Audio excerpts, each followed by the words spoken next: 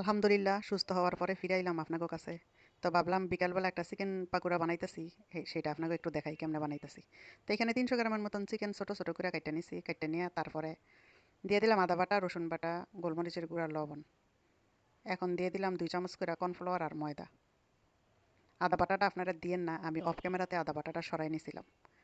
হাসা কথাটা আপনাদের কাছে কয়ে দিলাম, নাইলে তো আপনারা আবার যখন বানানোর পরে দেখবেন মজা হয় নাই, ফ্লেভারটা খারাপ, তখন তো আবার আমারে বলবেন এই মহিলাই কি খাইছে বানায়া।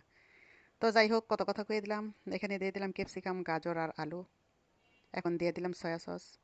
এখন দিয়ে দিব একটা ডিম।